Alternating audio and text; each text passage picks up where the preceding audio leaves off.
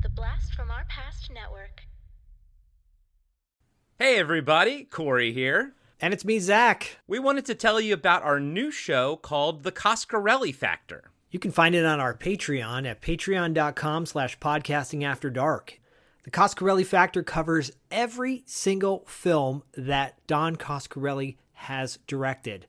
And some other little bonus features in there too, like maybe the music videos he directed as well. That's right. You can find all the episodes under the Auteur de Force tier on our Patreon page. Like Zach said, that's patreon.com/podcastingafterdark.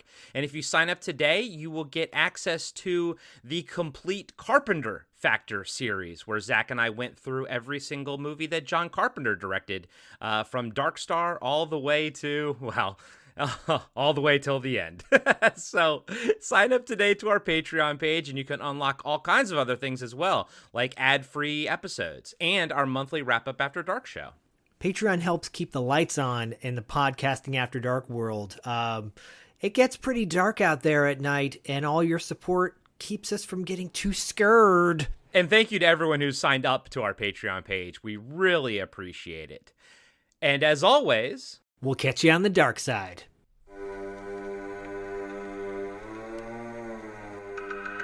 Podcasting After Dark presents TV Obscura, a deep dive into underrated and unknown television shows from our youth. Cartoons, sitcoms, cop shows, and much more. Sit back and enjoy some nostalgic fun with TV Obscura.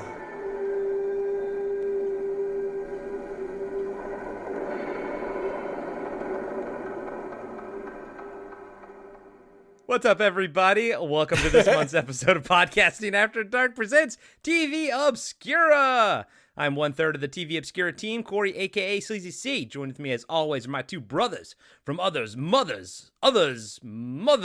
I messed that up, but I'm going with it. Diallo, the Armageddon Jackson, and Zach, the Total Snackage Schaefer.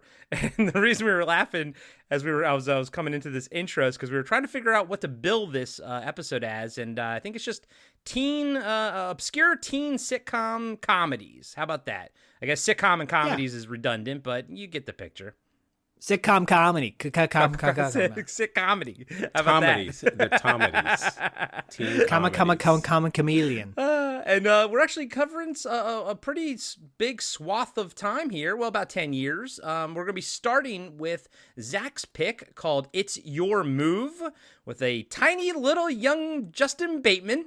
And then we're going to be moving. Justin Bateman? Oh, wait, who was that? No. You mean Jason Bateman. Oh, okay. You got it mixed up with Justine. Yeah, I did. Jason Bateman. I don't know. I'll keep all that in. Yeah, you should. Justin Bateman.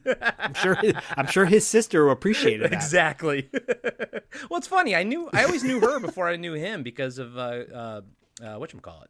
Jesus. Oh, Family Ties. Yeah, exactly. Yep. Then I'm going to be discussing Parker Lewis Can't Lose from 1990, and then Diallo is going to be ending it all with his wonderful California Dreams from 1992. Don't wake me up if I'm dreaming. Wow.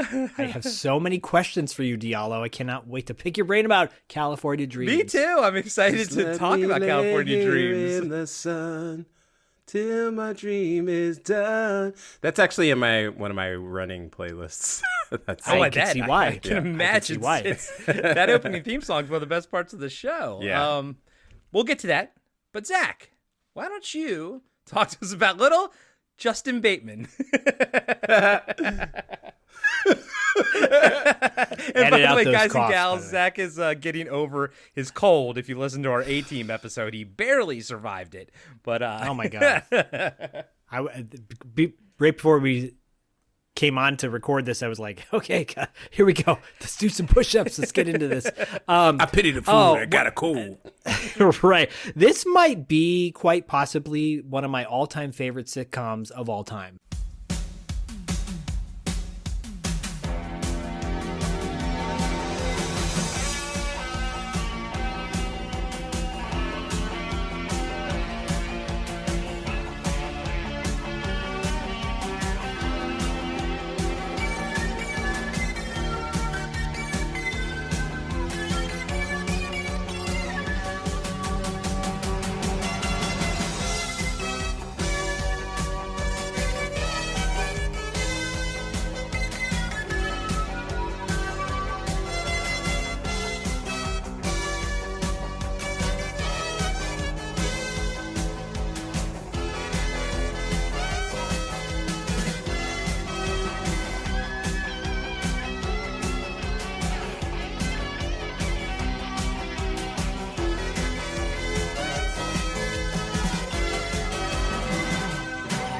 It's Your Move premiered in September of 84 and it ended in February of 85. It only lasted 18 episodes. 18 glorious, glorious episodes. Yes, this show starred Jason Bateman. Right before his voice broke. like right before. It stars Jason Bateman as Matthew Burton, a teenage scam artist who lives in Van Nuys, California. Back when Van Nuys was like cool, right? He lives in an apartment with his older sister, Julie, played by Trisha Cast, and his widowed mom, played by Karen Kay. Hubba. Karen with a C, K with a K. Kaye, I believe. Yeah. And widowed, yes, you find out in episode 3 how their father died when it's very heavy.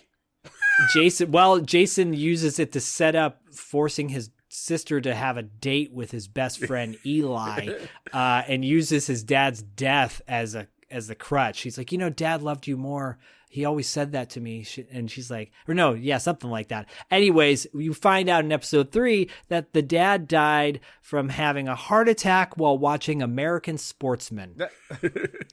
Anyways, so they move into this apartment.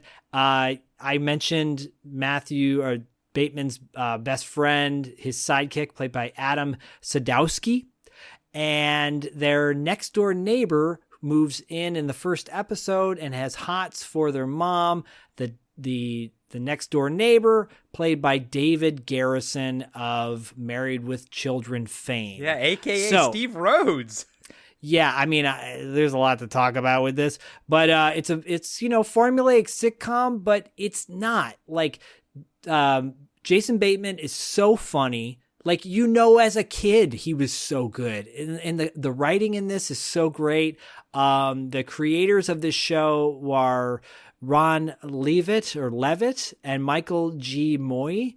They also are the brains behind Married with Children, because this show would fail, and soon after they would kind of take a very somewhat similar premise where everyone's kind of wisecracky and funny with each other, and up the ante on Fox with Married with Children.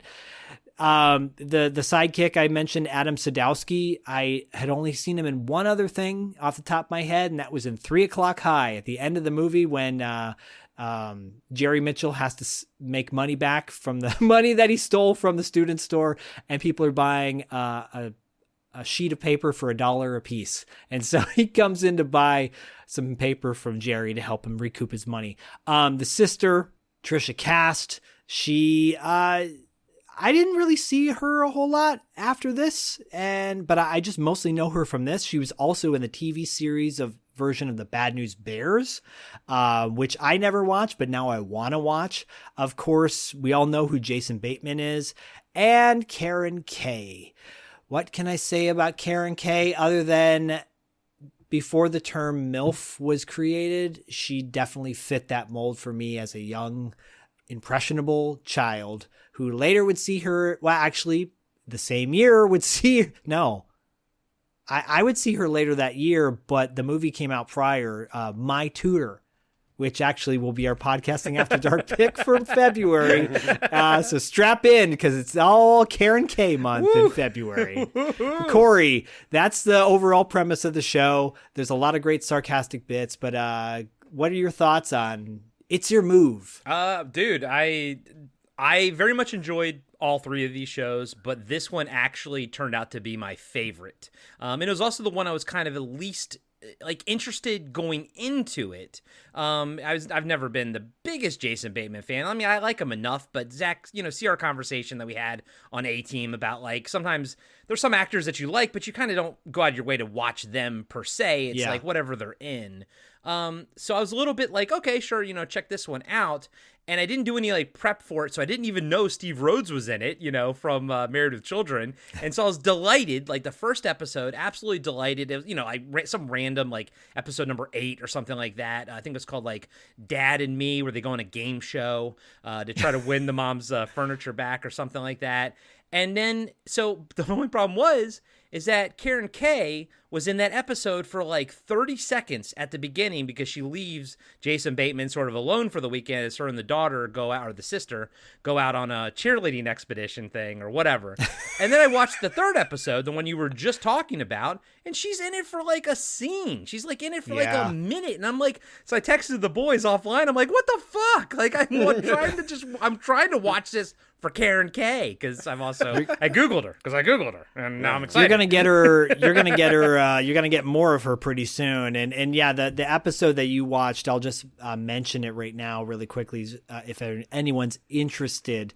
That episode is titled Dating Games, and it's all about, the premise is all about Bateman's character trying to get his buddy Eli a date with his sister, right? And hilarity ensues. But there's a funny line in that where he talks about how much he's known Eli since he was in kindergarten.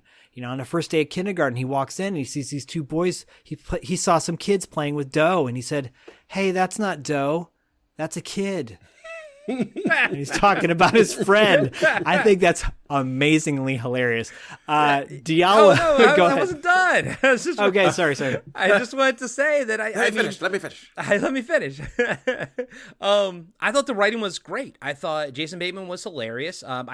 He's sarcastic, but he's still likable. And I could see that character being so unlikable, like almost like a little bit of a, what was the comic strip? Dennis the Menace, like almost like a Dennis the Menace scenario with him and Norm Lamb, the next door neighbor, Steve Rhodes. But the relationship, it's weird because it's supposed to be antagonistic, but the two of them have so much like sort of chemistry together that they almost feel like you almost sort of root for him to become the stepdad, And there's he's coming. Yeah, and he's coming inside Karen Kay. But like wow. And then like the writing was sharp because there was actually like the one the Dating Games had like kind of like a sweet little twist at the end with this one girl that kind of got blown off and everything.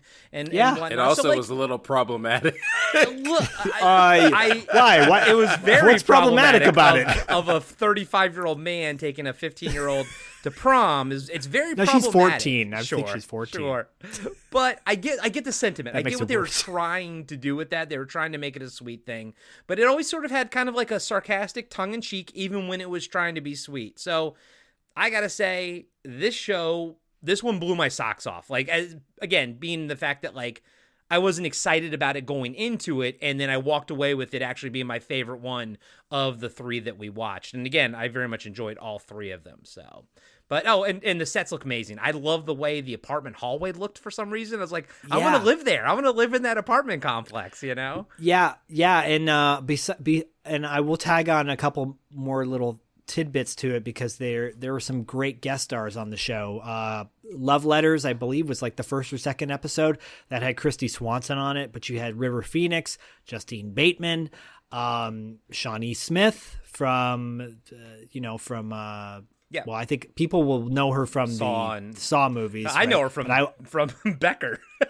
In Summer School, right? Yeah. And Nina Blackwood, who is a MTV VJ who sounds like this now. No joke, she literally sounds like that now. But yeah, and I will, in that episode, that Dating Game one, he's trying to set up his sister. He's trying to frame his sister into doing this job, and it's hilarious because at one point, like he practically frames her for murder. He acts like he kills a guy, and then she jumps out like, "Oh my gosh!" and he takes a photograph like, "I caught you in the act." It's so funny. It's way ahead of its time. It's so funny that there was a joke in that dating episode, like episode number 3, that it was kind of subtle. I kind of laughed, but one guy in the studio audience really got it. It was like, "Ha!" And I love when the studio audience isn't just like reaction. It's like you can tell when they actually like a joke or something. And I was like, yeah, dude, it was a good joke, and that guy got it.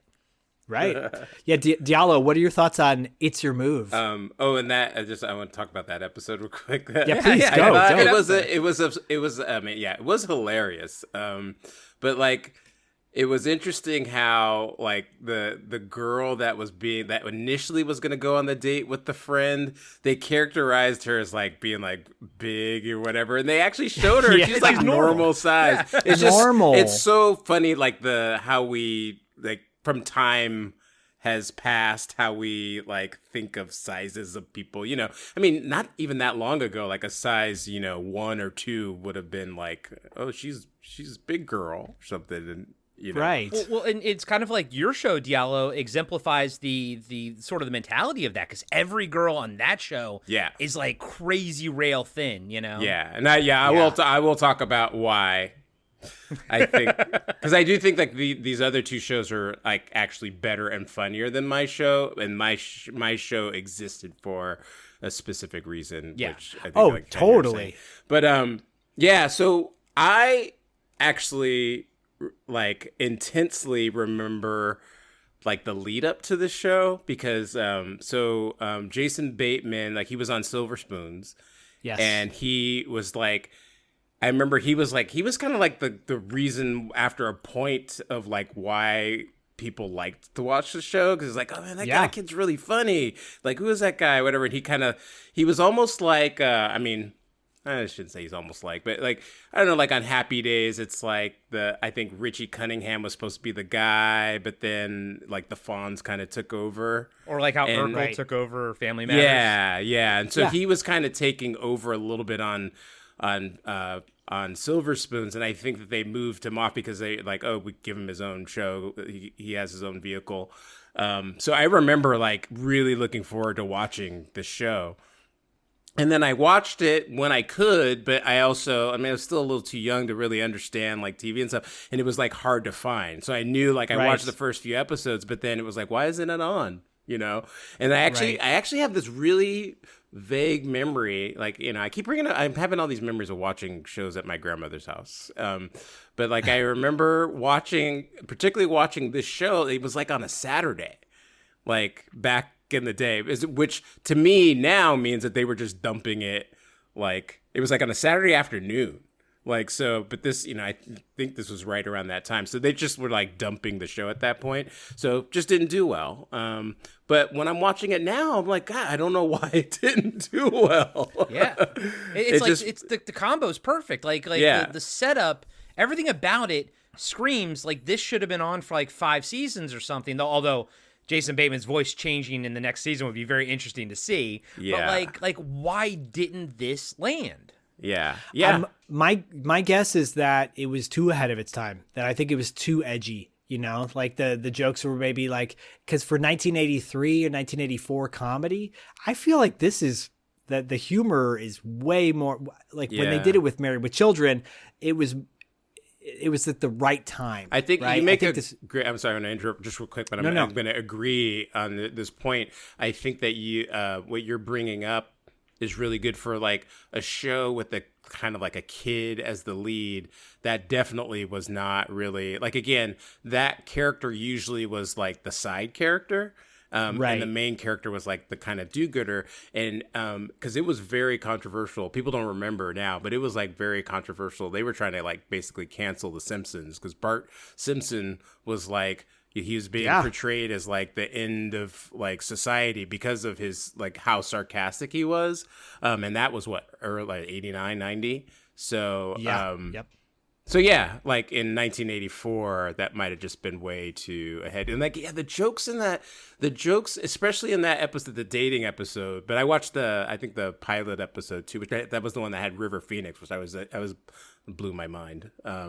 Wild. Yeah, because sadly, not even 10 years later, he wouldn't be with us anymore. I think. Yeah. Right. Yeah. Right. But it was it was just the jokes and the writing. And another thing too, because we always talk about how like this kind of humor wouldn't hold up, Right. And it does straddle a line. Like again, like that the little joke or whatever at the very end.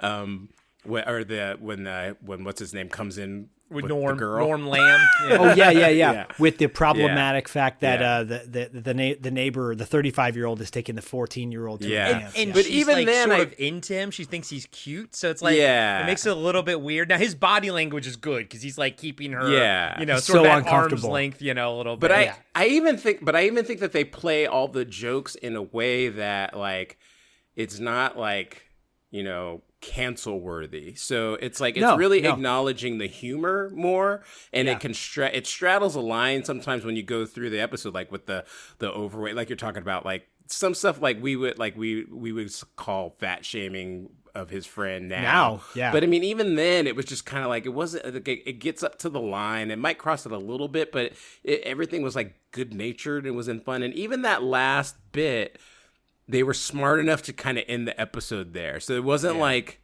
it was sort of, because when he first walked out, I actually legit laughed because I thought it was funny. And then it took me like a couple seconds to actually think about it. Where this is going to lead to. Yeah. But then it was like, it's over. So it was presented to you purely as a joke and not meant to be like endorsing. No. And I'll piggyback on that as well, because in this specific episode, when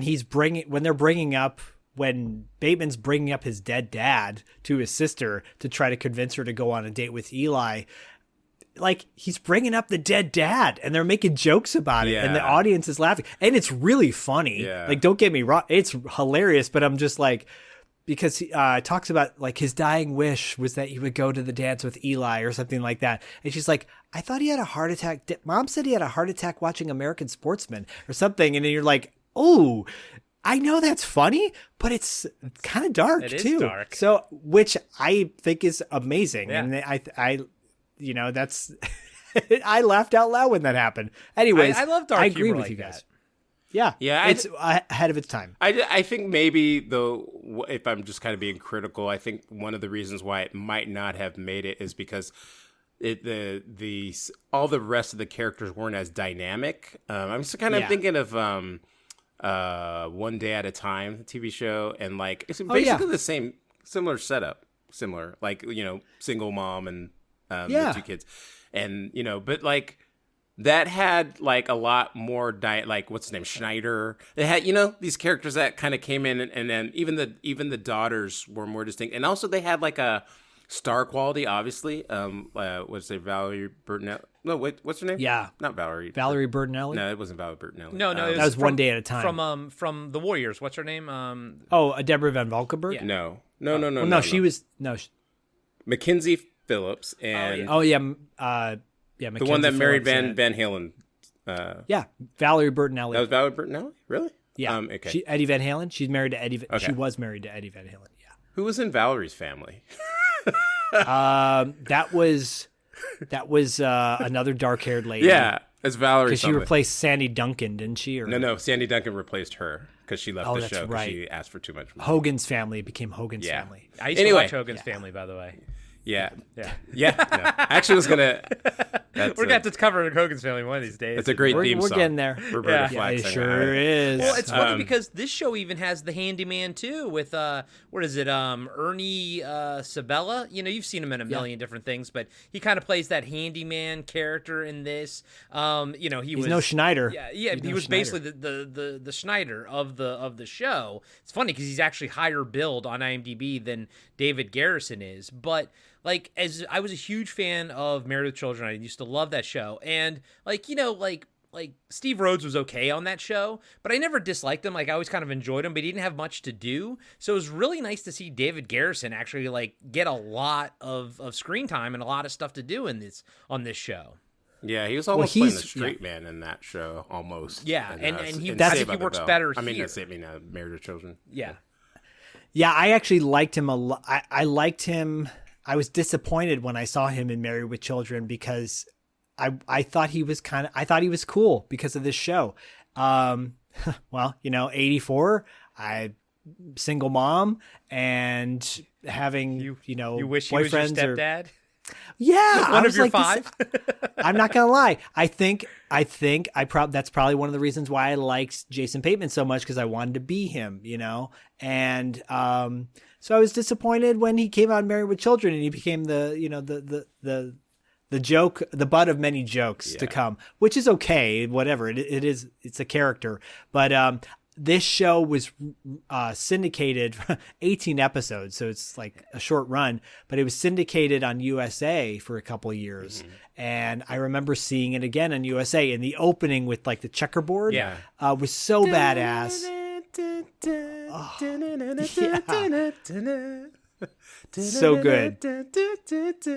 I used to. It's your move. I made up my own lyrics. Yeah. So, That's hilarious. anyways, I'm so glad you guys liked it as much as I do. And Diallo, yeah, you and I were in the same boat, dude.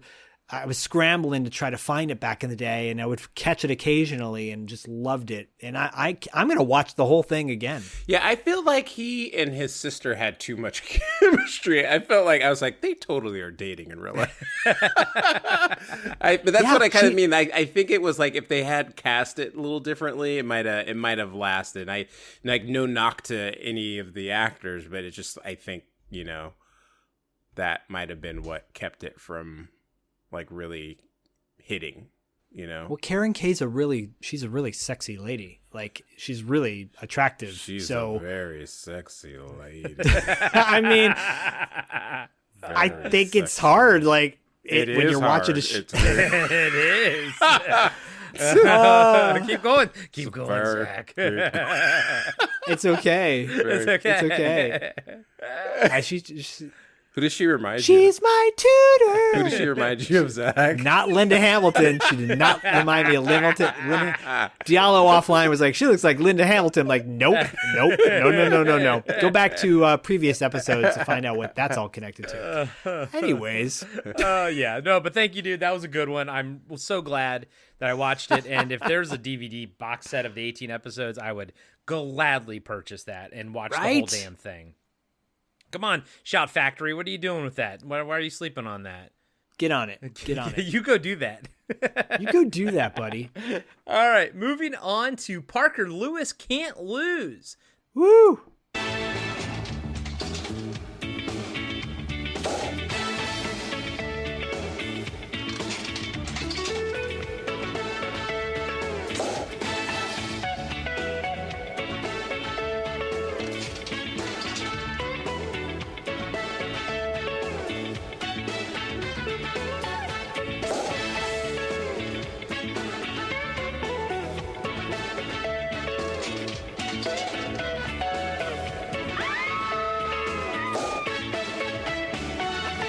Parker Lewis Can't Lose was an American teen sitcom, aired for 3 seasons on Fox from September 1990 to June 1993. By the way, it was originally pitched to CBS and they turned it down, so fledgling network Fox picked it up. One of these days we're gonna have to do like an all Fox TV Obscura and like discuss like all the original shows. Season 1. Yeah, season 1, like Herman's Head and all that kind of shit, The show was created by Clyde Phillips, who also created Get Real in 1999 and was the showrunner for Dexter. Parker Lewis Can't Lose. Oh, yeah. Yeah. Depicts the cartoon-like trials and tribulations of the title character, Parker Lewis, a Santo Domingo high school student for whom nothing is impossible. The series was strongly influenced by Ferris Bueller's Day Off. The show, though, was rebranded as just Parker Lewis for the 3rd and final season, and the surrealism was thrown out. And so was the fun. So was the show. Yes. So was the show. Yep. Pretty stacked cast as Parker Lewis. You have Corin Nemec. I know, I think offline or behind the scenes personally, I think he's got some problematic issues. Anytime I ever see him in anything, I always think Parker Lewis. Billy Jane. Zach, where do we know Billy Jane from? Well, you don't know him as Billy Jane from Just One of the Guys. You know him as Billy Jacoby in that. And so he changed his name somewhere in the middle, Interesting. Of his career. And but yeah, you know him as the brother in Just One of the Guys, and one of the true highlights of that movie and one of the highlights of the show. A little different vibe, though. I know. It's so funny because they make him out, at least in the pilot, they make him out to be like the sort of like not cool guy, but he's so strikingly good looking. And he has amazing hair. And Zach, he also played Young Dar in The Beastmaster, one of our favorite movies. I say with sarcasm. Is that what you meant by where do we know him from? Because I'm like, not from Beast. I don't want to know him from Beastmaster. What do you have just against one of the ferrets? guys. I love the ferrets, Flick and Flack or whatever the names are, but Yeah. And I just don't like seeing Mark Singer in such a high-waisted loincloth. Yeah. Yeah. It's a 2-hour-long movie. It's 2 hours. Yeah, we covered that on the Coscarelli Factor, and It's not Conan. no, it's not Conan, and we were not kind. But dude, I don't know his other buddy Jerry Steiner, where he's from, Troy W. Slayton. But we do have Abraham Ben Ruby as Larry Kubiak. Abraham Ben Ruby went on to go, be in ER and, Christmas Bloody Christmas, which we covered. And it's funny because, whenever he would pop up on ER, I'd always be like, oh, it's Kubiak from Parker Lewis Can't Lose. Like, this show has lived rent-free in my head for so long, which is it's actually makes sense because it also lives rent free in a bunch of like songs too, like Childish Gambino mentioned, like makes a Parker Lewis a reference in one of his songs, and it's just like it's interesting the legacy of it. Fall Out Boy actually has a song called Parker Lewis Can't Lose. Fall Out Boy. Yeah, House of Pain references Parker Lewis in a line, and there's like at least Parker 6 other Lewis. songs. Parker So Lewis. it's Playing Sega. it's funny. It's funny to Jump me around. that this show, like only 3 seasons, park had up and such. get down. Okay, settle down, boys. Settle down. Park. Settle down. Sorry. Real quick. Should we align our Swatch watches? I know. Real quick, before we finish I finished the cast and crew. Did you guys notice, if you watched the pilot episode, that the dad was played by Sherman Howard, who is Bub from Day of the Dead, and the mom was played by Mary Ellen Trainor. But you only saw them in the opening, intro, basically. They're not actually in the episode itself. Later on, the dad would be recast as Timothy Stack, from Back to School and Son of the Beach, and Anne Bloom, who was in Not Necessarily News. And lastly, I got some other fun ones. Later on, Garrett Graham played a sort of a rival principal, or a principal from a rival school, so you got a big name there. And in the pilot episode, we saw Mila Jovovich from Fifth Element and Resident Evil was in it. So this was a pretty wild show. And then in the one episode, I watched the pilot, and then another episode, season 1, episode 19, and it featured Tame Down from Faster Pussycat. Oh, cool. Yeah.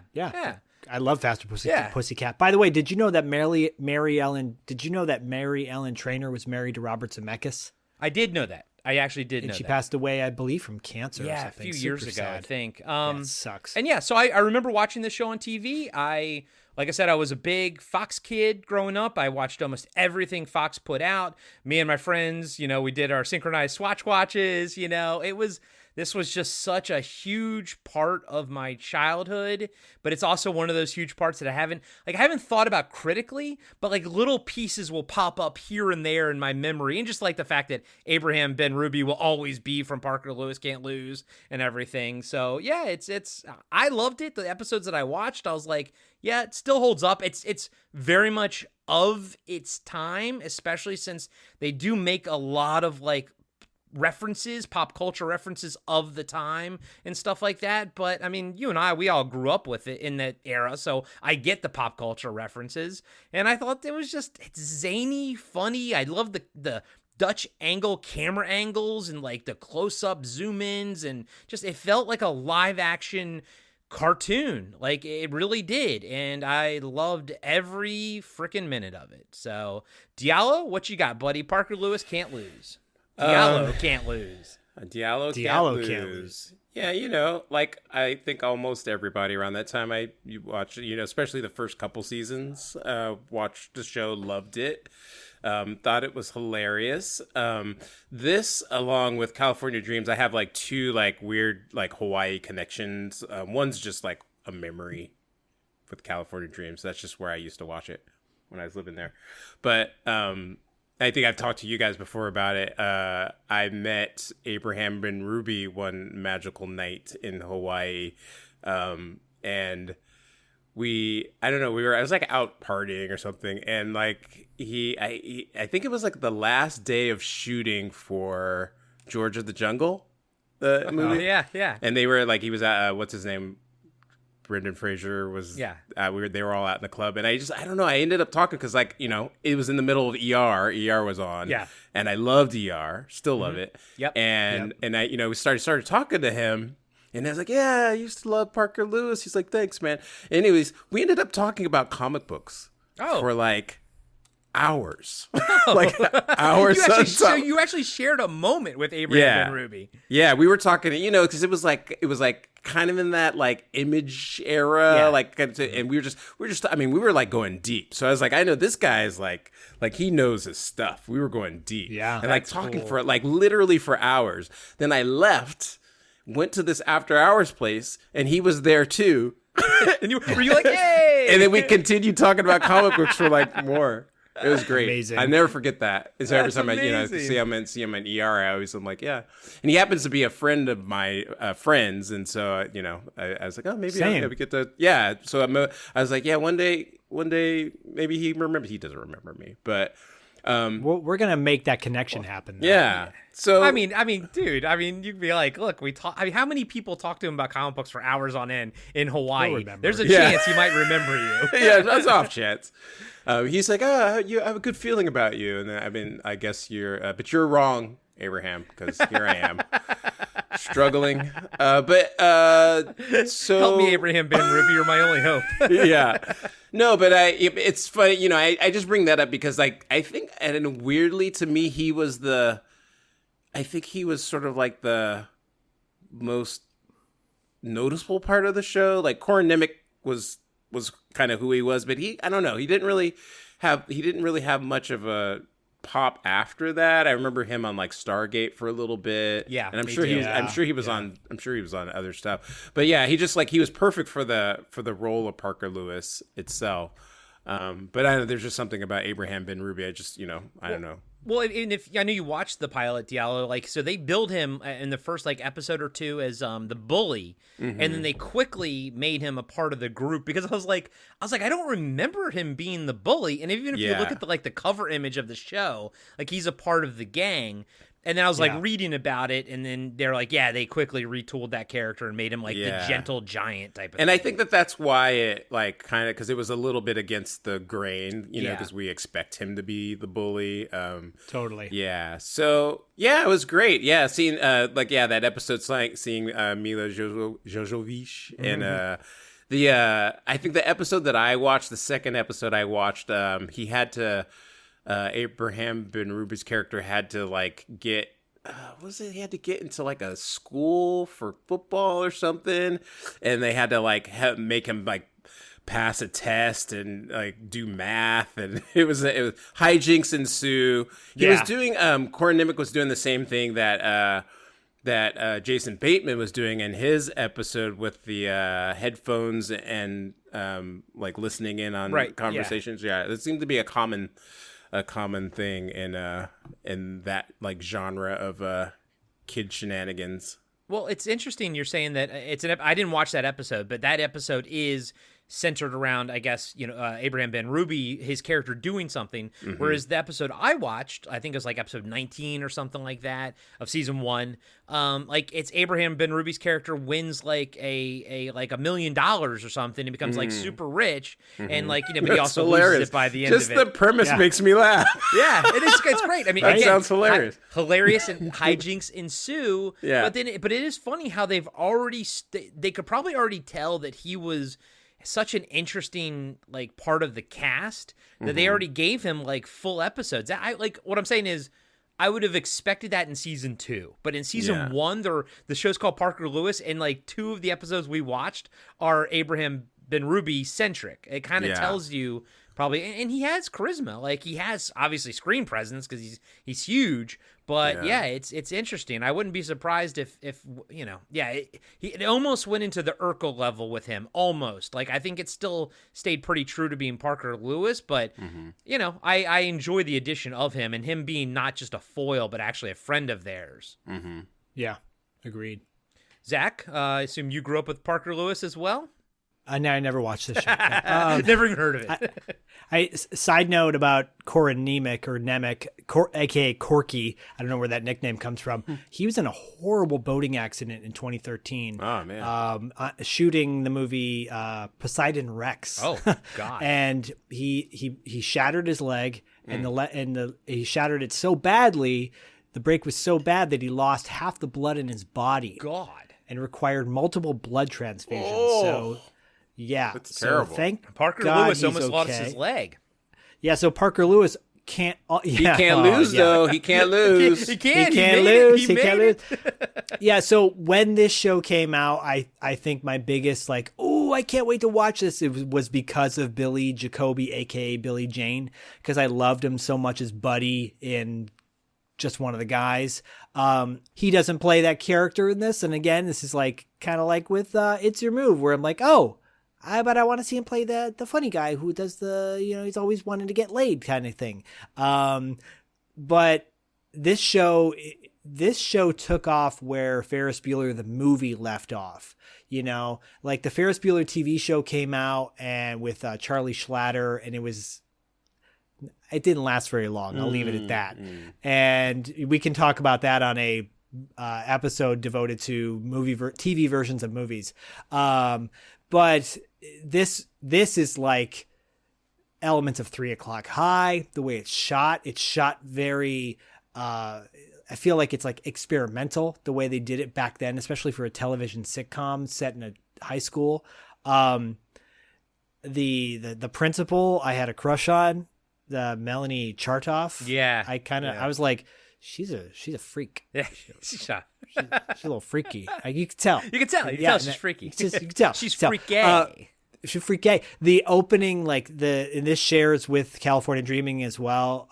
The title card, is so 90s, yeah. Right? It's so those popping colors in living color kind of vibe to it as well, which I love. I miss that. Yeah, the directing style or just the way it's shot reminded me a little of G versus E in that kind of avant-garde look. I also, just looking at the creators' names, I was like, Lon Diamond and Clyde Phillips. So it's if you just took the last name of Phillips and said Lon Diamond Phillips, you would have pretty darn close to Lou Diamond Phillips. Whoa. Yeah, thank you. So anyways, I love this show, bringing back memories. I remember watching it, excited to watch it every night it came on, and it's so funny. I love that the gentle giant is kind of exposed in the first episode of just, you're afraid of him, but he's not what you think. And it holds up. It's another show that holds up today. I had no problem watching it in 2025 and laughing at certain beats. So, and Mila Jovovich, I'm like, oh yeah, she used to do movies that her husband didn't just put her in, and TV shows. Yeah. She's actually an incredibly talented actress, and She is. It's weird how she's kind of in the movies that she's in. All she does is schlock, because those Resident Evil things are terrible. Which I love those movies, but yeah, me too.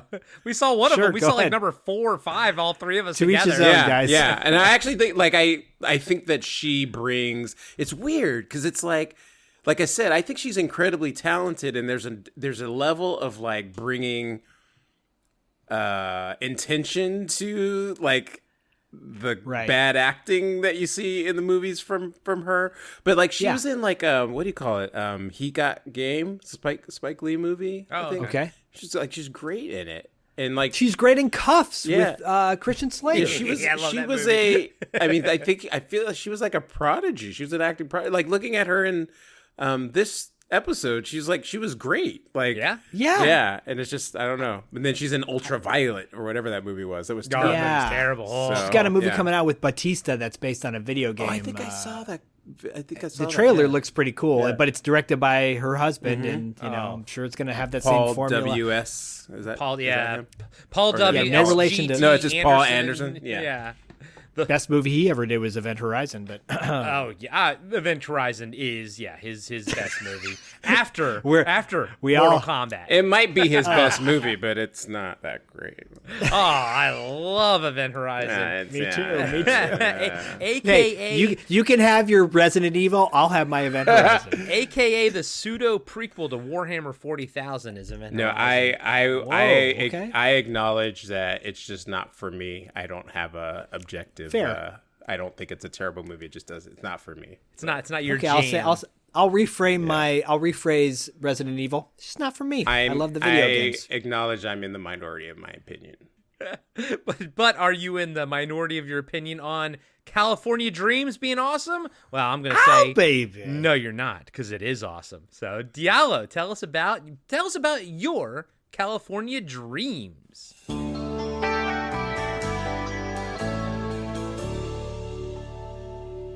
Surf dudes with attitudes, kind of groovy.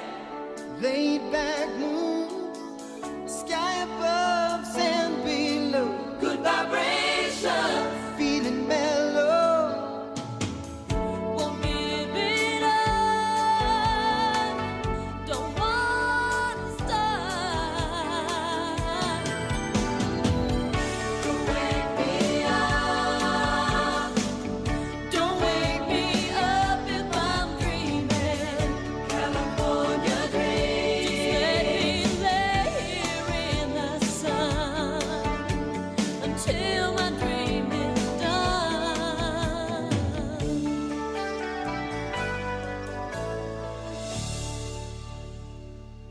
Don't wake me up if I'm dreaming. So, California Dreams. That song it's- rocks, by the way. It is amazing. It is like, and it's true that like I probably just watched it for the opening song. Probably. There's a few shows in my life that I've done that for, where it's like, oh, all I need to hear is the opening theme song, and I'm good. Like I don't know, this is very modern, but like the show Outlander. Okay. Like all I need yeah. all I need to hear is like the opening, "Sing me a song of a last," and then the rest of it could be terrible, but I just love the opening. Anyway, super side tangent. California Dreams was an American teen sitcom. It aired on NBC September 12th, 1992, and it ran all the way till December 14th, 1996. It was a part of NBC's TNBC Saturday morning lineup. Like teen NBC. So I think it had like, Saved by the Bell. I think a show that I want to do at some point, Hang Time, was in that little slot. Along with One World and City Guys. I remember City Guys. I don't remember One World. It was created by Brett Dewey and Ronald B. Solomon, and the executive producer was Peter Engel, who was known for Saved by the Bell. I mean, that makes sense. Yeah, It seems it's so, like the it's DNA. such a prequel. Yeah. Like the place where the kids meet in California Dreams. I'm pretty sure it was the Peach, or not the Peach Pit. It was the the Max. Was it the Max? Yeah. Yeah. So the show focused on California teenagers. They formed a band called the California Dreams, which is what the show is all about. The kind of like the DNA of the show is like it comes from a long line of like the Monkees and like Partridge Family, Brady Bunch to a lesser extent, and then like after this show was off the air, S Club 7, which is another favorite musical group of mine that I am addicted to their songs. So it the first season it had it focused on the Garrison family first, and then the second season it kind of slipped away from that, and then the third season they like got off of the family altogether, replaced a couple of the actors, and then moved it towards more just focusing on the teens. Just like if you go back to like 90210 did the same thing. I think the first 3 seasons were like it was more a family drama, and then they just ditched it because they realized that the people watching the show just really wanted to come to identify with the teens in the show. The teens who are all in their 30s. That are all in their 30s, yeah. Yeah. So, the show it starred a bunch of people. Most of them we probably will never, like, most people won't know. But Brent Gore, played Matt Garrison. Heidi Noel Leonard, who played Jenny Garrison. Those are from the first season. And then Kelly Packard, who played Tiffany Smith. We know her from after this. I think she was on Baywatch for at least a season. Yes, which she was. There was a pipeline of actresses that ended up on Baywatch. Yeah, there were. William James Jones, he played Tony Hicks. And then I think like the real star of the show. Well, I will say a couple other people first. J. Anthony Frank. He was like his name was Jake Summers. He was like a rebel, like, you know, the Fonz type, wore a jacket, but he was a sensitive guy. Jenny Kwan, who played Samantha Wu. She's a big name in voice work now. She right now on Street Fighter 6 is the voice of Chun-Li. Yeah, she is actually, so her and Kelly Packard, I think, are the two that have had like the broadest sort of careers post the show. Jenny Kwan does a voice on the Ghostbusters Spirits Unleashed video game that I actively play. I didn't know she was in there. That's really cool. She was in this is actually funny. I saw her it was at California Adventure, and it was like Aladdin stage play, and I was like that's the girl from California Dreams. she played Princess Jasmine. That's awesome. Yeah. Then Aaron Jackson, who played Mark Winkle, and Michael Cade, who I think was kind of like the star of the show. And the reason why I picked it in association with these other two shows that we're doing, because the other shows are sort of like the kind of sly guy that's in, like, you know, kind of mover and shaker. And so Sly Winkle on the show, he was like the manager of the band, and got, you know, in all kinds of shenanigans. He was like he's like Zach, not you Zach, but from Saved by the Bell. What's his name? Yeah, Zach Morris. Zach Morris. Zach Morris. Yeah, he was kind of like Zach Morris. So yeah, he was in the show. And then the reason why I tuned in, besides the theme song every week, was Diana Uribe, who played Lorena Costa, who I was obsessed with. I was pretty sure this is why I moved to LA. You wanted to find her eventually. And looking on the internet, she's still hot. She's only been in 8 things, though. Yeah, I remember there was like after the show was over, she started to pop up in a few things, but just nothing ever went anywhere. Yeah, she was in Jackie Brown, but I do not remember like who she is or where. Yeah, it had to have been like a really quick. Yeah. But yeah, so the theme song of the show was co-written by a man named Steve Tyrell, who's a Grammy Award winner for an album called Song for You, which I think kind of like hints to why, like, we talked about it, like, I think on our theme song top favorite, and like there will always seem to be like a pedigree of the people making the songs, and that's why they popped. And I think that's why like this particular song kind of popped. So and there was a lot of original songs that they actually sang that appeared on an album for a few albums that they have. And Erin Giller, she actually, when I first started talking to her, she was really big on California Dreams, and she was like, "Oh yeah, they have a whole album." And I was like, "Really? I just knew the theme song." So the original one goes for almost $300 on eBay. Yeah, I actually want to check those out because I don't know, I love S Club 7. So yeah, it's not like the best, like, you know, like I remember watching Saved by the Bell when Saved by the Bell was on. And I remember in the moment thinking how incredibly bad that show was, but it was also incredibly entertaining. And I think if you tapped into like the why it was entertaining, you let go of just like how bad it was.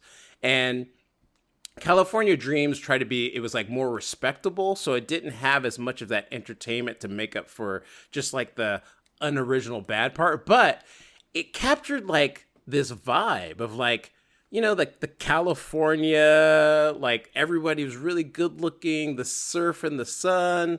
You know, and it's like I live there now, so it must have inceptioned me and made me live right where they film a bunch of stuff. And I even I think I told you guys, I even made a video. Like I didn't even plan it, but I made a video of me riding down the beach path, and I put that music to it. And then I'm watching the opening credits again just recently, and I'm like, oh, this is in Santa Monica. That's crazy. So you recreated it, but you didn't kind of like mean to. Yeah. Right. Yeah. So anyways, yeah, that's California Dreams. I loved it. You know, I love the theme song primarily. Yeah. Well, the theme song is absolutely a banger. I watched an episode from the first season and then an episode from the third season per Diallo's sort of suggestion because of how the show sort of got retooled. And it's always funny how, you know, like, basically, the main character in the first two seasons, his name is Mark. They replace him with a Matt, and it's like, God, it's like you can just see the writers be like, well, it needs to be an M name. It needs to be one syllable to just kind of keep the vibe going. And so I never even knew the show existed because I didn't even really watch Saved by the Bell back in the day. For me as a kid, I was almost religious about the fact that I only watched cartoons on Saturday morning. So the moment... I think, American Gladiators, that was Sunday, wasn't it? That wasn't Saturday, right? I think it was Saturday, but it was like, I mean, it was in syndication, so like I think it kind of depended on where you lived, maybe. Okay. But it might have been like, for me, I think it was Saturday afternoons. Because yeah, I do feel like I did sort of watch that, but that was kind of the exception to the rule. I didn't like Saved by the Bell. I didn't like, you know, any of those shows that were like live action teen stuff, you know, but because I wanted cartoons. And even as I got older, like into high school, I still just wanted to watch cartoons on Saturday mornings as the Saturday morning that I knew started to sort of fade away and change over time. So I never watched this, and I can see the vibe as being like Saved by the Bell and everything. First episode that I watched from the first season, I enjoyed it. I laughed. Sly Winkle, he's the best part, and you can tell that like he kind of started out as one of the gang and then quickly became sort of the main focus of it, because then by the time I watched an episode from the third season, he's clearly like, you know, in the main group, like he is like one of the main characters. It was a shame because I had a crush. What was her name on Jenny? Heidi Lenhart. Heidi Noah Lenhart. Yeah. Yeah. I liked her a lot in that episode I watched of the first season. But I will say this: I was sort of like, okay. Out of the gate, I love the theme song. Thought that was amazing. But I was sort of like, okay, on the episode from the first season that I watched. The third season episode that I watched, I thought it hit its stride. I thought it became what it knew it was supposed to be.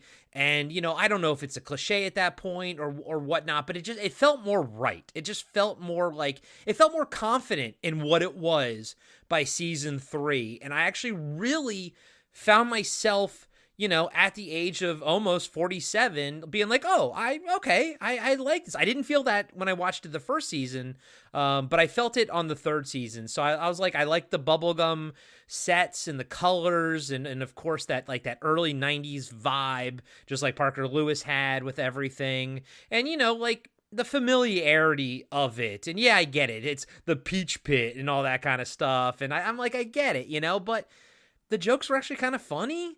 Like, there was some good comedy in it. There was some interesting stuff happening. Like, it wasn't like just harebrained bullshit. Like, there was something happening in the episode that I actually enjoyed. And I was like, you know what? I maybe should have given this a chance back in the day. And, you know, I mean, at this age, I'm not going to probably watch it now.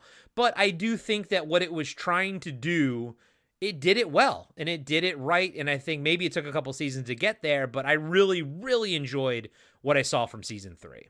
Yeah, that's why I think I told you guys to watch season 3, because that when I think of the show, that lineup is what I think of. I know of the first couple seasons, but it's like you're kind of like waiting for it to get to like when it's Diana Uribe. Yeah. And I watched the first episode from season 3 is what I watched because I wanted to see how they were gonna address the other characters being gone and you know and all that kind of stuff. See what the setup was, but no matter what, that opening theme song, woo boy, that slaps. Yeah, it's amazing. Zach. That's what I wrote down. I first and foremost, the music is amazing in this. I watched The Unforgiven, which is the first episode of season 3. Yep, that's what I which is watched. Yep. Where, Matt Garrison, by the way, one of my closest Yeah. friends, Terry Chapman, Matt Garrison, that's his freaking name. I didn't watch this show back in the day, but there's a reason for that, and I'll get to that in a second. So Is this trauma based? no trauma at all. No trauma. I will say this music like totally pulls at my heartstrings. It's that, it's like earnest, like Richard Marx kind of, come on, get into it kind of music, which I love. And the end song to that episode is a banger. It's good. For Yeah, sure. it's really good. It's He even really gets the good. crowd into it and everything. Yeah. And what's really cool is like they're playing the instruments, At one point he's pulling a Stedman from class of 1984 and Mark is, and he's playing the piano, It's really cool. I'm like, wow, he's really playing the piano. I really didn't like Saved by the Bell, and because I really can't stand Zach Morris. I just never did. And I didn't like really any of the characters. It was just never was my vibe. However, I liked Saved by the Bell the college years because Bob Golick was in it, the former football player, and he was similar to Lyle Alzado, like similar energy. And I'm like, that's why I will watch the show. And it was also a primetime show versus being a syndicated TV show, like syndicated daytime show. And I think the big distinction between Diallo's show and the shows that Corey and I chose is it's a daytime show for kids versus a nighttime show for the whole family, more geared towards adults. So the humor is going to be geared towards kids. I know it's Teen NBC, TNBC. By the way, if you look that up on Wikipedia, they're like, it's not the breast cancer triple negative breast cancer. Yikes. There's a direct link there. It says, if you want that, click here. And you're like, that's what I'll know about the teen shows on NBC. I didn't watch those shows because I was kind of same boat as you, Corey. I was like watching cartoons, or at that point, after the cartoons were done, I think I was like, probably if I wasn't watching wrestling, I was playing with my toys, or reading comic books. Yes, in 1992, I was still doing that. Me too. Me too. Yeah. So anyways. I'm older than you guys, and I wasn't playing with toys, but I was definitely reading comic books. I mean, there's nothing wrong with it, but I'm just saying, like, for those haters back in the day, screw those guys. The show it's totally, like, you can tell that formula has been copied to a T in the 2000s, 2010s. The guy who basically got canceled, Dan Schneider, from Head of the Class, he like took this template and created all these other shows after the fact, right? They very much iCarly, Victorious, have a similar vibe. The difference being the premise with this band. It's really cool. And I think that I thoroughly enjoy this more than Saved by the Bell because there's this musical component to it. And it's just different. The aesthetic is so freaking 90s, and it's some of it's cool, some of it I cringe so hard because I'm like, oh my God, the oversized sport coat that they would wear with the shoulder pads yes. with a tank top underneath and acid wash jeans. It was so freaking ugly back then. I still think it is. I'm like, oh man, it just did not work for me. Yeah. Or like a lot of taupe, and a lot of like tan colors. That light gray God. tan, like the color of cat poop or whatever, I hate or the guys, or all the guys wore like hiking boots or combat boots. Yeah. That it was the like a big construction thing. boots with the construction with the boots, right? jeans, Yeah. Oh my God. And of course, like, this is right before grunge is about to explode. So, like, it's because, early 90s was so vibrant, aside from the taupe and the tan, but a lot of the colors were more vibrant. And then all of a sudden, grunge comes in, and it's all plaids and ripped up jeans and stuff like that. I still have a soft spot in my heart for grunge, the grunge style, but I mean, I still would rather on screen see this more of this early 90s style instead. I would have liked to seen how they would do grunge in a show like how this. how would actually transition into that if it actually went long enough. Yeah. Diallo, do you know, because the show did go until, what was it, 97? So that would have been right into the grunge. 96. Yeah. I mean, it was a completely different Did they ever even like market. dabble in grunge at Yeah. all? I don't remember, but it was a completely different market. Like grunge was more like, like young adults and older types, people that you're more serious. You're serious about, but this was, I don't know, this was like whimsical and whatever. I like, I always say like, I actually, if I could go back to any decade, it would be like the 90s. It wouldn't be the 80s, but I mean, partly it's just because of my age. Like I was in my 20s, and so there was like a sweet spot of time where I was like the most free, the less amount of responsibility, young, and just whatever. But it's like I do think it's interesting how like the 90s style, like it's like the 60s, 70s, and 80s had like a resurgence at times, like what people don't ever really remember about the 80s is that half of it was like influenced by the 50s. Yeah. Like it dawned on me a few months ago that's why we hear saxophone so much in 80s music, because it was pulling back from like the 50s and like some elements of the 60s. But like the 90s, for whatever reason, which I do think the 90s is literally the pinnacle of like human like society, just like they say in the Matrix. And I'm not even joking. Like it's like a sweet spot of like, we weren't completely digital, but, and we were still kind of innocent in a lot of ways, at least in the United States. But like, it's weird how like that whole style just has skipped over in like media. Like they're just, it barely gets touched on now in a couple movies, but it's like people are still making stuff about the 80s, you know what I mean? And it's so it's interesting, like you're talking about the styles and stuff, and maybe it was literally cringe, and that's why people are so horrified by it that I don't know, because like I think a lot of the styles from the 80s are equally ridiculous. It's just different, Yeah, it's different. And I literally just had this discussion the other day about 90s style, like the really high mock collars, mock turtleneck collars on shirts, or the no collar that Montel Williams used to rock, right, with just the button up. Yeah. And I'm like, ooh, I remember my mom going, oh, you like this. I'm like, no, I don't like. Okay. Yeah, I was watching a couple of episodes of California Dreams, and I was like, oh yeah, you remember dressing not like that, but I remember having like, oh, I had Pretty that close, like jacket, though. or I had like the construction boots or whatever, Yeah, like, me too. Like, Me too. and so it's interesting how we, like, for some reason, it's just that they haven't made movies like to any extent. I've seen some movies. I'm not saying that it hasn't been done, but it just hasn't caught on for whatever reason. There's not like that. The nostalgia that we have about all these other eras is there, but it's like the 90s. It's just kind of like, I don't know. It's really weird to me. But anyway, I would that's be a surprised completely side note. But. if maybe like to 5 to 10 years we'll start getting the 90s come back, and maybe we're just rocking the 80s for longer. But I do know what you mean, and I'm not excited for the 90s to come back. No, I just like you know what I hated? The big massive baggy jeans on girls with and then the Jenkos for the guys. It just became so fucking ridiculous, Yeah, I'm not advocating for us to go back, like to have movies about the 90s. I'm just saying I think it's interesting that we have. So there must be something collectively about that decade that we're all doesn't like, but I also feel like that was maybe it was the most carefree or something, and maybe that's why we like collectively like.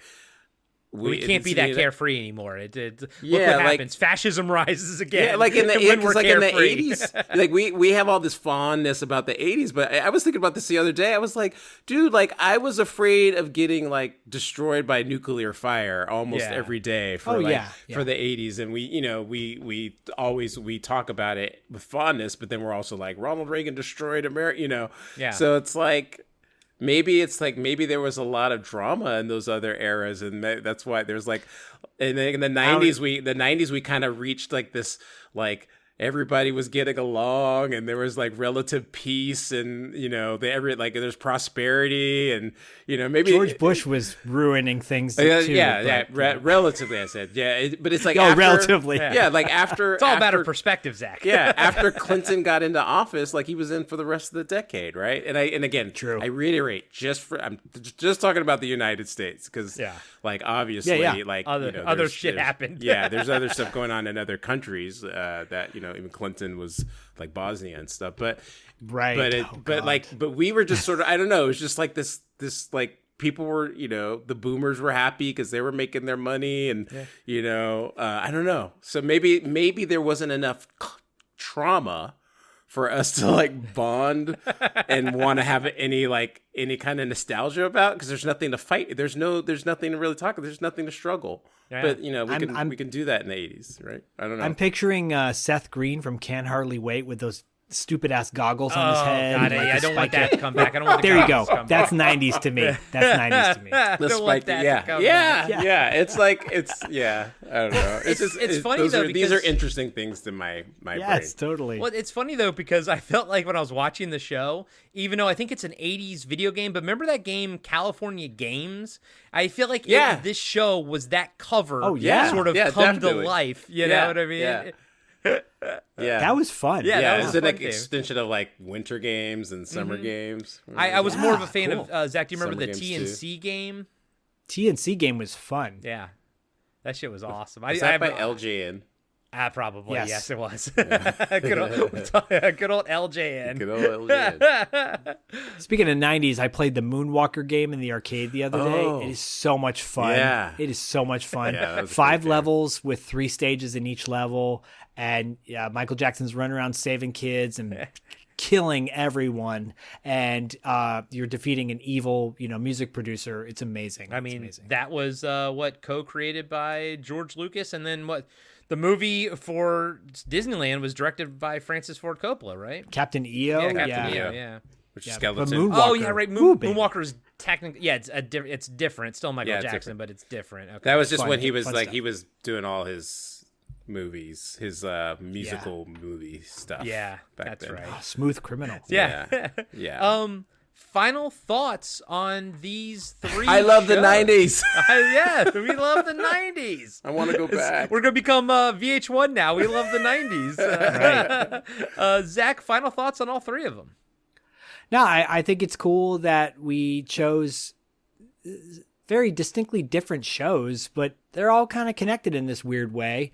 I think pointing out the fact that 2 are evening shows versus a daytime show has a big distinction content-wise, which kind of didn't dawn on me until we were having this discussion. Oh, yeah. And the fact that Matt Garrison's name got brought up again. So, I love that. And It's Your Move will always be like just tops for me. And it's not just for Karen K, but I think that's maybe my favorite Jason Bateman time too. Your favorite Justin Bateman time? Yeah, Justin Jason Bateman. Zach, You're a Bateman. I think I am a master bait man. I think Shout Factory put Parker Lewis Can't Lose out on DVD, I believe. I think they did. Yeah. So, Corin Nemec is an interesting character. If you follow him on social media, he's got a perspective. And I know Billy Jane is now kind of like a full-on music video director, and he's a rock star and all that stuff. But Abraham Ben Ruby seems to be the most chill, like, That's because he down-to-earth read dude. comic books. See, that's guys and gals. If you're everyone, because I know the demographics of who listens, everyone's like in their 40s and 50s. Let your kids read comic books, because if they grow up to be a nerd, they probably won't grow up to be a fascist. Diallo, what are your final thoughts on all 3 of these? Real quick, the guy that played the best friend in It's Your Move, is it Adam? What's his name? Oh yeah. He passed away a few years ago. I looked up, but I saw that it was either the director or the person, like his company was in charge of doing the video for, I think it's OK Go Go. They had like a Rube Goldberg deal. Those guys are great. Yeah, Okay, Go. He directed that, apparently.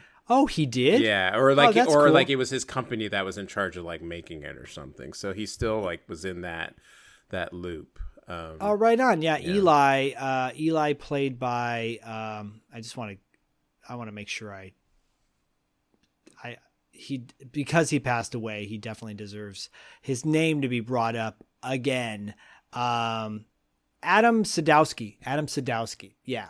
Yeah. So rest in peace to that guy. OK Go's amazing. I love that. Yeah. Their videos are fun. Yeah. When I saw that, I was like, oh, that's really cool. Like, that's a real cool little, like, put your stamp. Because those videos are just, I mean, next level changed the game. So wait, OK Go's a band?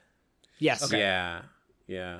Okay. They're the ones that, their videos are great. Yeah, their videos all have like a gimmick. They're really cool. The music's cool too, though. So. I'm looking it up right now. It looks very interesting. Like with their first picture, like right out of the gate, is like them covered in colors and stuff like that. Yeah, they always have like a really cool. Like I actually really impressed with like what it took for them to do all of their videos. It's just like really interesting. So fun. Yeah, their videos got me through the beginning stages of COVID because like watching their videos on repeat was very entertaining and the music's catchy and yeah. Did they do the Muppet Show theme song in 2011? I don't know. That's interesting. Maybe. Wow, cool. Okay. Yeah. This was fun. I didn't go yet. No. Sorry. Oh yeah, sorry. No, I loved everything. You love the 90s. I love the 90s. No, I loved everything. Like, I actually thought that It's Your Move is probably my favorite. Like, and I don't know. I think it was the most raw funny of them all. Yeah. But California Dreams, man, it just puts me in a vibe. As I look at it, it's like why I like the beach so much. It's just the colors and the sun and I'm gonna boop that boop. Yeah, man. Diana Uribe. That's your final thoughts. Where are you? Come here. Come to me. She's probably married with kids, but I need to find my Diana Uribe. Whoever you are, putting a call out to the universe. So California Dreams had a canned audience, right? Did they have a laugh track? They had a laugh track. There was a laugh track. I never really thought about if it was like live or not, but yeah, it probably was a laugh Parker track. Lewis didn't. Parker Lewis was a any. one camera setup, yeah. And then It's Your Move had a live studio. It sounded like they had a live studio. I think audience. I wouldn't be surprised if It's Your Move had a live studio audience, especially from that one guy's reaction to that one joke. Yeah, but, right. Yeah. That was the era when you did it. Like you had that was when you actually kind of, did it. But I mean, then again, like I've said it before, mid-90s, I went to the taping of that 70s show, the pilot episode of that 70s show. So, like, they were still doing live studio audiences there, but they just told us, they were like, look, if you found a joke, like, first off, they prepped us, like, we're going to do everything twice. We're going to do at least 2 takes on everything. If you found a joke funny the first time, could you try to be as enthusiastic about the joke the second time? And I guess that's so they don't have to, like, swat. They want to try to keep the laugh track married to the scene that it's actually on and everything. But they were still doing it then. But the California Dreams did sound a little bit more canned, a little bit less organic. Yeah, I think it was. Yeah, it probably was. Like all those, I think that whole slew of shows, I all had that. I don't know. They like probably Saved by the Bell had one. Yeah. It did. Didn't they have like sort of the canned laugh track and everything? Yeah, easily. Yeah. So it's it's interesting. Like when you bring up Parker Lewis, because it didn't have that, and it was like one of the. I guess in a lot of ways it was ahead of its time because most comedies now are that like that one single camera. Yeah. So. Without the aid of laugh track to cue you that you're supposed to be laughing or finding something funny in the moment. So, well, it's funny because I'm just thinking about this thought right now. But Parker Lewis without the laugh track, they really put in like a lot of like zany sound effects and stuff like that. And I kind of get a feeling that those would have been buried in the mix with a laugh track on top of it. Mm-hmm. Yes. Mm-hmm. But Diallo, I'm with you. Out of all 3 of them, It's Your Move felt like the most genuinely funny. Like, it was just like organically funny. Like the way, like, you know, you could tell like the Parker Lewis Can't Lose, like a bit would be funny because when the principal opens the door, the window shatters on the door every single time. The camera zooms in. There's all these things that are going on to kind of like help accentuate the humor. But whereas it's your move, it's just them telling a joke. It was the jokes and the delivery. Joke, deliver, and then you know, some dude in the audience gets it, you know, and you're like, yeah, like that one was good. Zach, good call on that one, man. Absolutely great call on It's Your Move. Thank you for introducing me to that. Karen K. Can't wait to watch My Tutor. Parker Lewis, I can see why I loved it as a kid. It's gonna live rent-free in my head forever. In California Dreams, it might have had a little bit of a rocky start with me on the first season, but like I said, I think it hit a good stride in season 3, and I could have seen myself actually enjoying that one. But you know, I'm not going to go back in time and tell younger me to you know, because I think a lot of times I would go outside and play or something. So instead of like staying in and watching, you know, after the, because you had to burn off all the sugar from the cereal and everything you ate, you know. But yeah, see, I was like in grad school. So it was like oh, like I have to like sleep this hangover. And what's this? Let me turn this on. Yeah, and like it was in the afternoon. I was like, I knew I was going to go out a little bit later, and then I'd watch that, or like, and then on Sundays a lot of times we would watch like MTV Road Rules Marathon that was on like all day. Oh my so God, those were my afternoons. Yeah. And so I remember that's when I remember watching California Dreams in the afternoon with my buddy David. So yeah, that was cool. That's hilarious. Oh man, thank you guys so much for tuning in to TV Obscura. We actually have a new T-shirt coming. I should have it up online by the time this episode hits, so we can kind of maybe promote on Instagram. Cool. But yeah, we have a new TV Obscura logo T-shirt out there, so go check that out on our merch page. You can find that on podcastingafterdark.com. That's podcastingafterdark.com. Click on the merch tab. It'll take you there and everything like that. But thank you guys so much for supporting TV Obscura. We know that we have a lot of fans out there of this show, so thank you all so much. Diallo, what's going on? I mean, it's the new year, 2025. What's on the docket in the podcast world for you, or in the writing world? What you got going on? You know, whatever.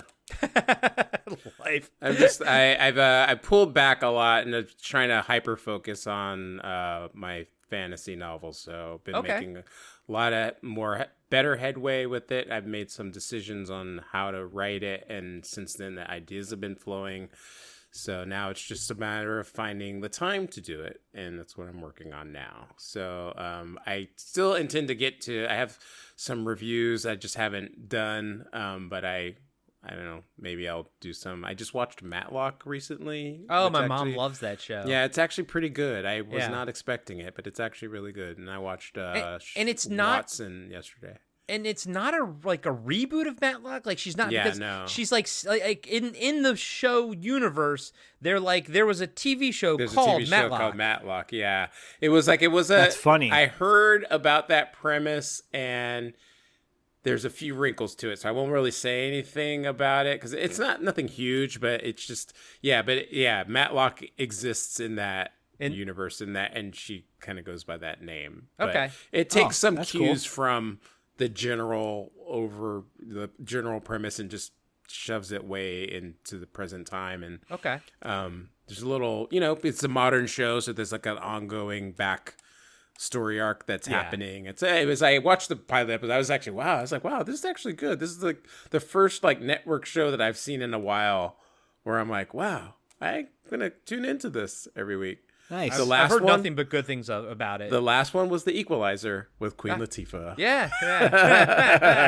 So. Isn't that still going? I thought that was still... still going. Yeah. Still No, I'm there. saying that's the last time I watched a network show, and I was like, oh, I got to watch this every week. Yeah. But yeah, those are like, I have some reviews I'm going to do. Just, it's hard to focus these days. Well, dude, that's awesome, man. I'm excited that you have a novel going to be coming out. I can't wait to read it. I'll definitely pick up a copy as soon as it hits.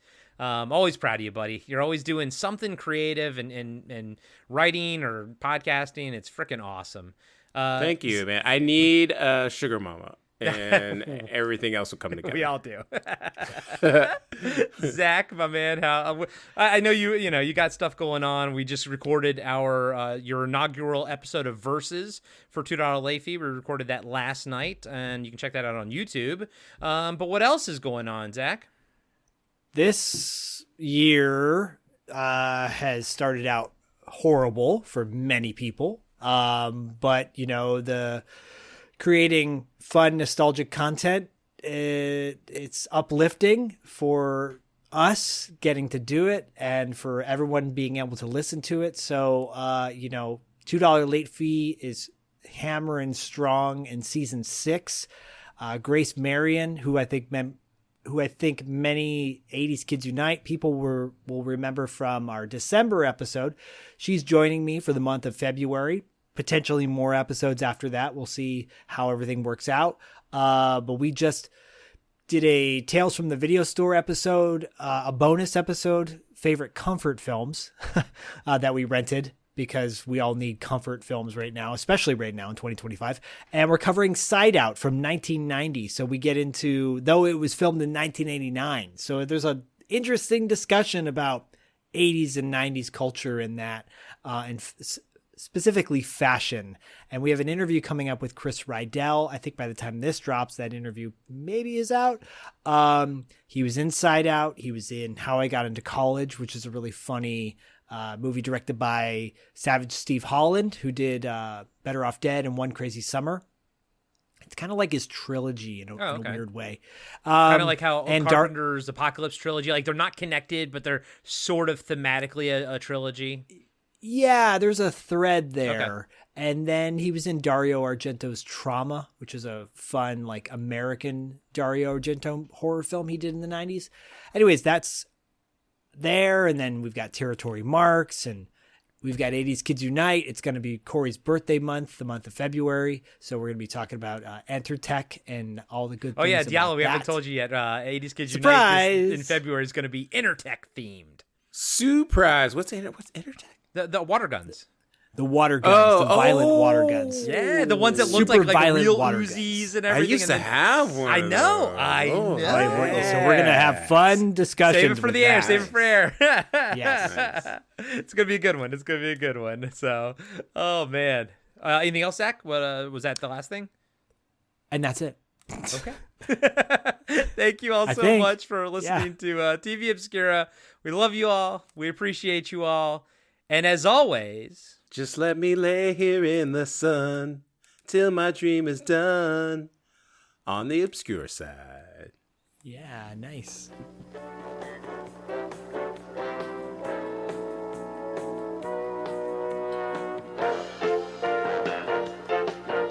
Be sure to subscribe to Podcasting After Dark and give us a 5-star rating on iTunes.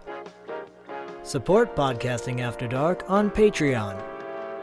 Follow us on Instagram and Facebook at Podcasting After Dark. And visit us next time for another installment of Podcasting After Dark with Corey Stevenson and Zach Schaefer.